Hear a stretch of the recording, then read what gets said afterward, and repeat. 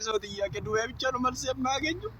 የኢትዮጵያ ደላሎች መቼም አያልፍላችሁም። ለጊዜው ነው እንጂ እውነት መቼም አያልፍላችሁም። ሰሞኑ የሆነች ድጃሌ የምትባል ልጅ ከኢትዮጵያ ወንዶቹን አስመጥታ እንግዲህ እዚህ ካስመጣች በኋላ ስራ የለም አላቅም አያገባኝም የኮሚሽን ክፈል ምናምን በሚለው ዛዛታ ወሬ ቅብርጥርስ ልጆቹን ቀራማ ውስጥ ከታ አንድ ልጅ በሰዎች ትብብር ቃማም ተሰርቶለት ስራም ተገኝቷል። የተረፉት ደግሞ እንደዚህ እያለቀሱ ይገኛሉ ማለት ነው። ከኢትዮጵያ እንግዲህ ቀላል ብር አይደለም ከፍለው የሚመጡት።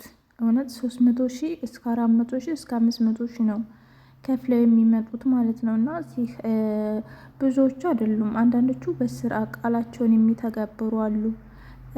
ግማሾቹ ደግሞ እንደዚህ ኢማራት ካመጧቸው አላቅም እግር ብላ የሚሉ በጣም ብዙ ደላሎች፣ ህገወጥ ደላሎች አሉ ማለት ነው። እውነት በጣም የሚያሳዝነው እናንተ እርግጠኛ ሳትሆኑ እዚህ ስራ መኖሩን አለመኖሩን እርግጠኛ ሳትሆኑ ልጆቹ ለምንድን ነው እዳ ውስጥ የምትከቷቸው? እነዚህ ልጆች ተበድረው ያላቸውን ሽጠው ነገ የተሻለ ህይወት እንኖራለን ብለው ጥረው ገረው ነው እውነት ለሚመጡት ማለት ነው።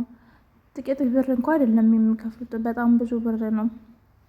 እንዳንን ከፍለው መጥተው እዚህ ጋር ብዙ ልጆች ብዙ ወንድ ልጆች ቀራማ ውስጥ ገብተው እያለቀሱ ነው። እውነት እያለቀሱ ነው። ሰሞኑ ደግሞ በጣም በዝተዋል፣ እያለቀሱ ይገኛሉ ማለት ነው። 5 ወር አሁን 5 ወር ቀራማ ገብቼ ነው ያለ ነው እንግዲህ እርዱኝ እያለ ነው የሚያለቅሰው ማለት ነው። እውነት እንግዲህ ቀራማ መግባት ማለት በቀን 100 ድርሃም ምናምን ነገር እንደዛ ነው ይቆጥራል ሲሉ የሰማሁት ማለት ነው።